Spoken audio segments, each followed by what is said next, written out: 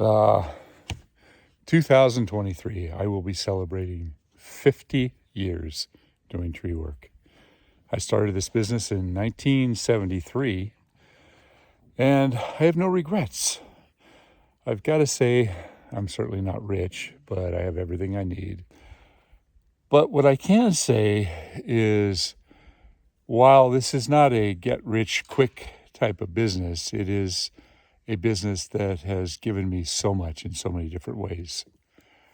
For one, I'm still pretty fit.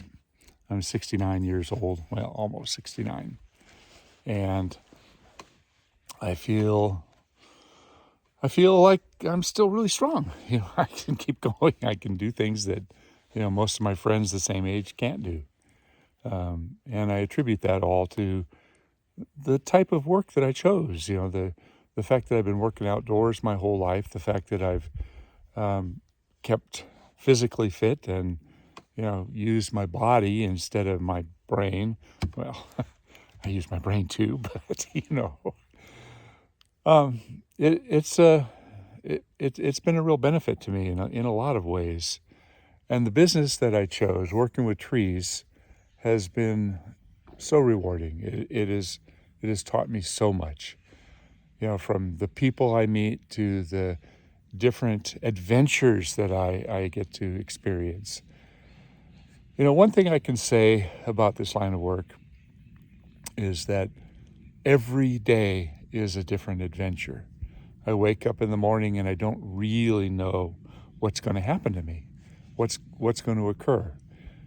For the most part, well, they're pretty good things that happen. I go to a tough job, I get it all done. I feel that job satisfaction, getting it all wrapped up and everything is good. Occasionally I have a bad day. Truck breaks down, get a flat tire, somebody doesn't call in for work, somebody quits. There's so many things that happen. But it's been an ongoing adventure for such a long time. And on top of that, I've had so many interesting things happen to me, so many stories. I could go on and on and on with all the stories of the things that have happened. You could pick a subject. Just take the vehicles that I've owned. In terms of trucks, I'd have to stop and think about all the trucks I've owned, but I'm sure it's about 25 different trucks, from small trucks to big trucks to bucket trucks to scoop trucks to dump trucks to chipper trucks to, pickups. And it just goes on and on and on and on. And every one of those trucks has a unique set of stories that go with it. I go back to some of the first trucks that I ever had. And I'm really dating myself if I talk about some of these trucks because, the first real big truck that I ever had was a 1956 GMC. And then I bought another 1956 GMC and then a 1953 Ford. Those were all 2.5 ton trucks, and none of those three trucks had a dump. So I started the business with big trucks hauling all the chips away. Well, wait a minute. This was before I had a chipper. So I would load those trucks up with brush and I'd climb up there. They had 4-foot sides on them, and I'd get up there with a chainsaw and I'd cut it down and break it down and I'd make this huge hay wagon of a truck that would go out to the dump. And I learned how to do slam dumping. I'd go out to the dump, and as long as it wasn't wet, I could go in reverse really fast and hit the brakes, and the load would shift back a little bit. I'd do that 3 or 4 times. The whole load would fall off the back, and I'd drive out from underneath it. Then I got a little bit clever. I devised a system of putting some plywood that was chained together with a long chain so I could drag it out from under the pile. And I put some 2-inch steel pipes in the truck. So those pieces of plywood would actually roll out. That sped things up really fast. It was interesting. I remember sometimes I'd go out to the dump and I'd pull up alongside a guy with a conventional dump and I'd slam dump my truck and the load would come out faster than the guy next to me with a hydraulic dump. Not to say that I didn't always want one. And the very first hydraulic dump that I bought was a 1949 Dodge. And with it, I bought my first chipper, which was a 19 55 Asplund. It was one of those old Chuck and Ducks. It was a monster. It had a big, industrial 300 Ford engine in it, and it was like a game changer for me. That's how I started out the business, and that was back in the early 70s. I started the business in 1973. Next big truck that I got that really was a game changer for me was a 1960 Ford Cabover. That was a full-sized 2.5-ton truck, and that was a chip trunk. I had a fully enclosed chip box on it, which I built. I built it out of plywood, and it was a Cabover, so you were sitting up on top of the motor, so the cab lifted over, and that thing had the greatest turning radius. I loved that truck. I drove that for 4, 5, 6 years, and then traded up to an International, and then a few Fords. It kept going and going and going. But every truck, just that 1960 Ford, I could tell you so many things that happened to it. For instance, one time I did a job that involved hauling away a whole bunch of concrete. And the people asked me if as long as I was there, we could break out the concrete. And I thought, sure. So we all broke it out with sledgehammers and filled the truck up with concrete. And that truck was so heavy that when I came back to my equipment yard, this was during the rainy season, the ground was pretty wet. We pulled the truck into the yard and it sank. And the more we tried to get it out, the more it sank. And it sank, and it sank all the way down to the point where I couldn't open the doors on the truck. It was probably 4 feet in the ground. And it was because of all that weight. So I had no choice but to wait until the weather dried up. And about a month later, we all got out there and dug that truck out. So I dug basically a swimming pool size hole around this truck.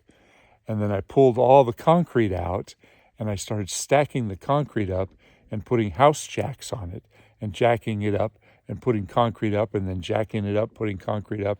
And I was able to get the truck jacked up 4 feet out of the ground on these wobbly bits of concrete slabs.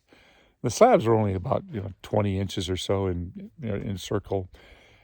And once I got it up that high, then we backfilled that whole hole by hand with the dirt. And then I was able to drive the truck off, and everything was good. Same truck. Another story. I was dumping this truck one day. I had a free dump, and it was over off of Highway 9 between Los Gatos and Saratoga. It was on Pepper Lane, and Highway 9 was 4 lanes with a median down through the middle. So I'm dumping the truck along the side of the road on Pepper Lane, and I've got a removable tailgate. It's a big piece of plywood. So I pulled it out, and I dumped the truck, and I got out of the truck, and I went walking back to go get the plywood, and I walked probably beyond the chip pile, and I picked up this piece of plywood, and I started walking back to my truck, which at this time started rolling. The door of the cab was still open. I didn't realize that it was on much of a hill. It really wasn't much of a hill, but I didn't set the brake. The truck was still running. The dump was coming down, but it was rolling away from me. I started running. I ran at high speed to try to jump in the truck to stop it before it rolled across this main thoroughfare. Remember, 4 lanes of traffic. I didn't make it. I hit the ground. Oh my God, as the truck rolled across the road. Slowly, traffic is going all the way around my truck. I expected it to run into something, and it didn't. And it went all the way over the road and went up and over the embankment and started rolling down the hill towards a house. It rolled right into a whole group of big Monterey pines, and the branches stretched and stretched and started breaking and cracking, and thankfully they stopped my truck. I was just in shock, and there was this kid folding up newspapers, and I looked over at him, he looked at me, and all he said was, "Man, are you lucky." I was pretty lucky. So I went and got a friend, we towed the truck back up, I went back to the job. It was a split windshield in this old truck, and one of the windshields was shattered from this impact. But, boy. And the stories go on and on and on. I could tell you a dozen stories just about things that happened to that one truck. Okay, last story about that truck. This is a good one. I had a full load and I got another free dump. So I went up off of a road, which was way up in the hills off of Pierce Road. Once again, the ground was wet. I wasn't thinking. I backed the truck into this area and it was way too wet and the truck just sank and sank and sank.